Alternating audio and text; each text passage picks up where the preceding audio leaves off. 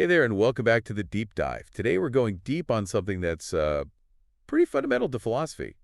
Properties. You sent us an excerpt from the Stanford Encyclopedia of Philosophy all about properties.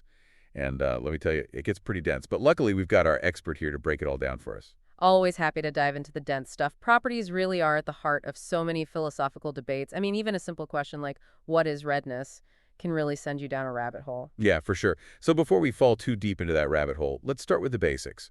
The Stanford Encyclopedia, it defines properties as those entities that can be predicated of things, or they say, in other words, attributed to them.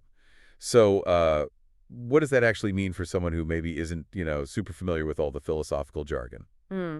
Well, think of it this way. When we say something like Socrates is wise, we're basically attributing the property of wisdom to Socrates. So properties are what we can say about things, like the qualities or characteristics we ascribe to them. Okay, so wisdom is something Socrates has, but it's not like, a physical object he's carrying around or something. And this is what I always find interesting. Like, this same property, it can be shared. Plato can also be wise, right? Absolutely. Properties aren't limited to just one individual. They can be shared by many different things. And this actually leads us to a classic philosophical problem. It's called the one over many problem. Right, the one over many. How can a single property, like wisdom, be present in all these different people? Almost like kind of mystical, isn't it? It really is. And that's why philosophers have been kind of wrestling with this idea for centuries, Are properties like these mind-independent entities? Like, are they out there in the world like Plato thought? Or are they just mental constructs, like something we use to organize our experience?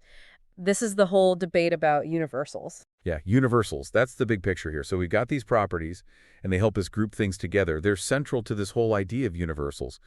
Why are they so important to philosophy? Why should a philosopher care about all this? It seems pretty abstract. Well, think about it. To understand properties is basically to understand how we even categorize and make sense of the world.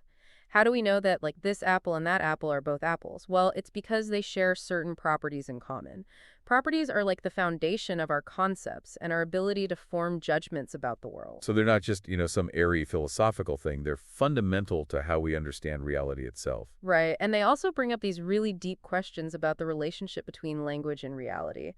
The Stanford Encyclopedia talks about the difference between predicates, like the actual words we use to talk about properties, and the properties themselves. So is wise is a linguistic term as a predicate, but wisdom, that's the property it refers to.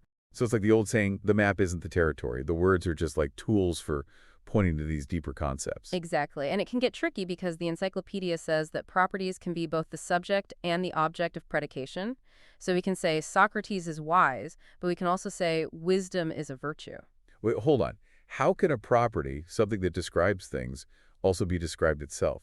Isn't that like circular? That's what makes it so interesting. It kind of suggests that properties exist on different levels. So wisdom, that might be a first order property of Socrates, a characteristic he possesses. But being a virtue, that'd be like a second order property, a characteristic of wisdom itself. Okay, my brain's starting to hurt a little. So properties are complex. They can even describe other properties. But how do they actually relate to the things they're describing? The encyclopedia mentions this idea of exemplification. What is that? Exemplification, it describes the relationship between a particular thing and the property it instantiates.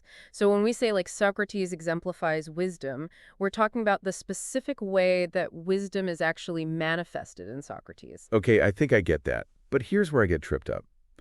If exemplification is a relationship, doesn't that just create a whole new problem? I mean, what's relating that relationship to the things it's connecting? It's like we need another relationship to explain the first one, and then another and another forever. You've just stumbled upon a classic philosophical dilemma. It's called Bradley's redress.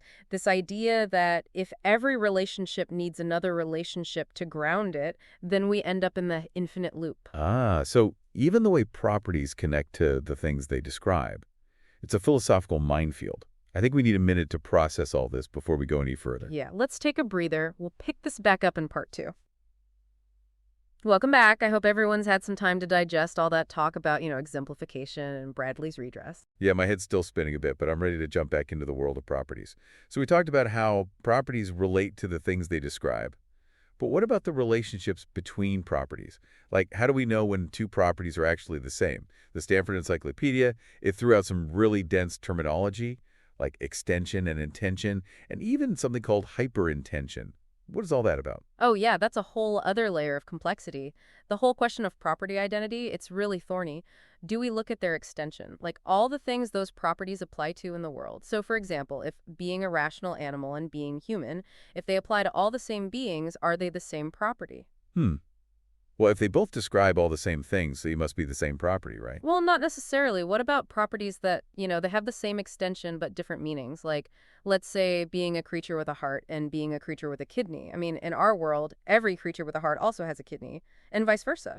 Yeah, but those are definitely different properties. Having a heart versus having a kidney, those are totally different ideas, even if they happen to, apply to all the same things. Exactly. And that's where this idea of intention comes in, like the deeper meaning or the concept behind the property. So even if two properties have the same extension, if their intentions are different, then we could consider them to be distinct. Okay, so extension versus intensions. Like, we need a whole philosophical dictionary to follow along here. But the Stanford Encyclopedia, it also mentions something even weirder. Hyperintention. What is that? Okay, yeah. Hyperintention gets at even finer grain distinctions. Like, imagine you have two properties and they have the same extension and the same intention, but they still differ in some, subtle logical way. Some philosophers would say that those tiny differences are enough to make the properties distinct. Okay, my head is officially spinning now. So are we saying there are like endless ways to slice and dice properties? How can we even begin to understand this? Well, this leads to two main perspectives, really. You have the sparse conception and the abundant conception of properties. The sparse view, sometimes it's called minimalism, it basically says there's a limited number of properties and they're grounded in the physical world confirmed by science. So things like, mass, charge, spin. So it's like the bare minimum, the no-frills approach. Only the properties we absolutely need to explain the world. Right. No room for vague notions or properties that don't actually have concrete instances in the world. But that leads to the question, what about concepts like, beauty or justice or even consciousness? Are those all illusions if they can't be reduced down to some fundamental physical property? Yeah, I was just thinking that. It feels like minimalism leaves out a lot of what makes us human.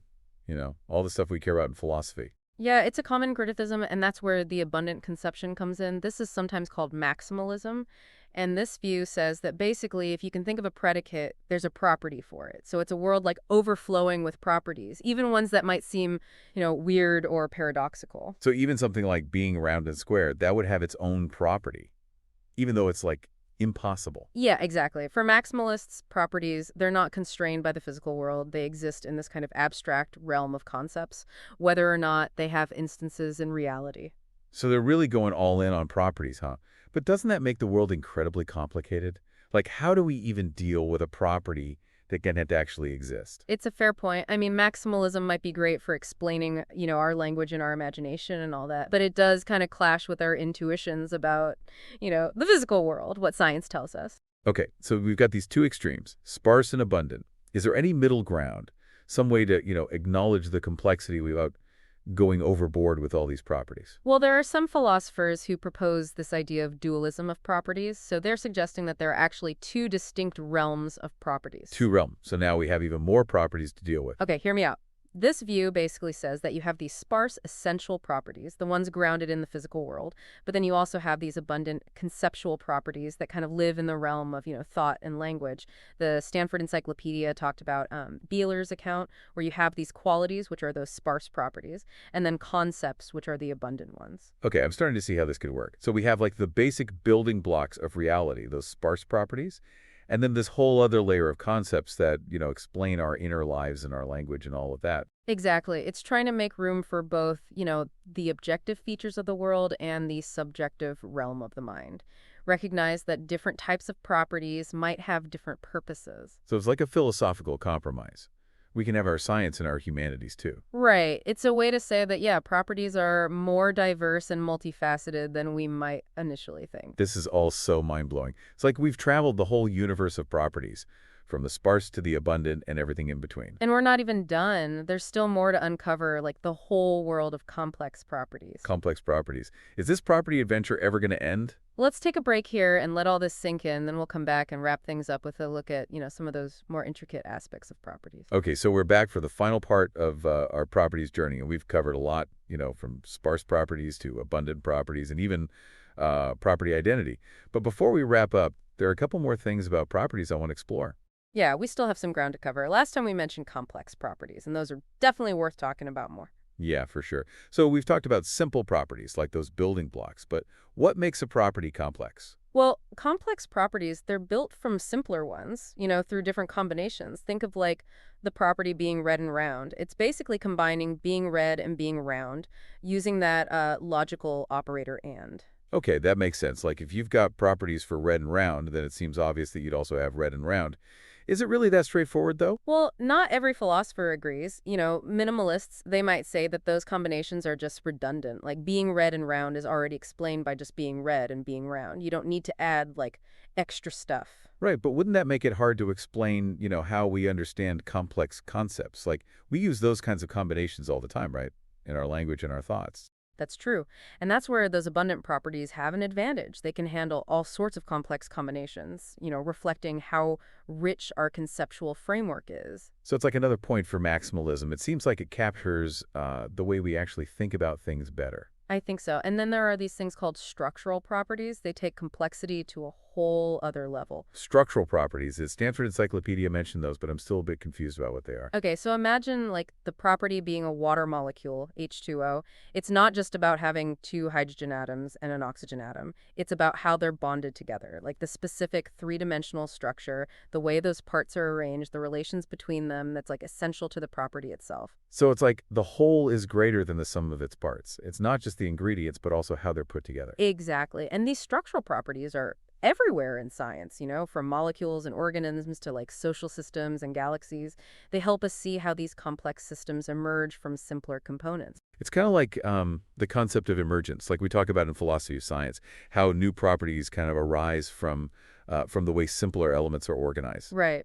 And speaking of philosophy of science, the Stanford Encyclopedia also talks about how formal logic can help us understand properties. Formal logic, I thought we were done with logic after, Bradley's redress.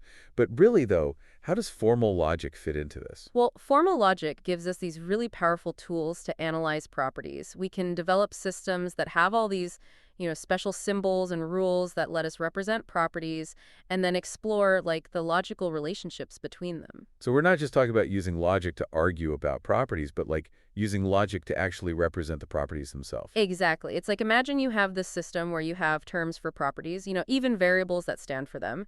Just like in normal logic, we use variables for individuals. This lets us make really precise statements about properties, about how they relate to each other, and then we can like derive conclusions using logical deduction. The encyclopedia mentions something about type theory and type-free theories. What's the difference? Why does it matter? Okay, so type theory, it tries to avoid paradoxes by organizing properties into this hierarchy. Like different types, it's like put them in separate boxes so they can't interact in ways that create problems.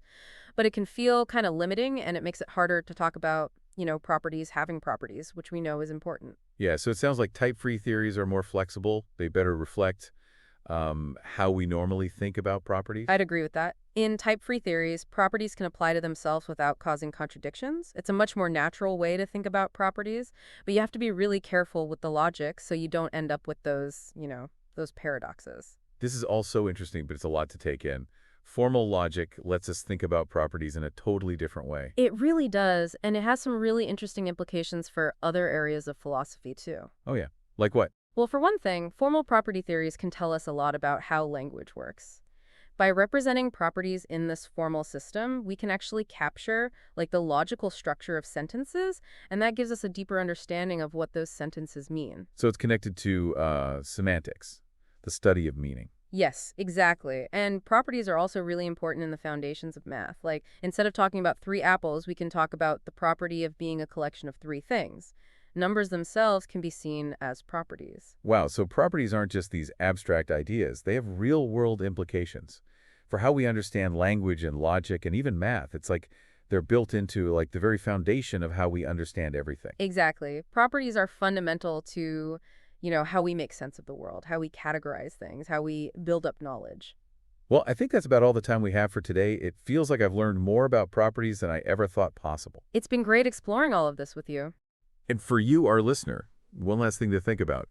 If properties can have properties, does that mean that properties are like a kind of thing themselves? And if so, what kind of thing are they? That's something for you to ponder. Until next time on The Deep Dive.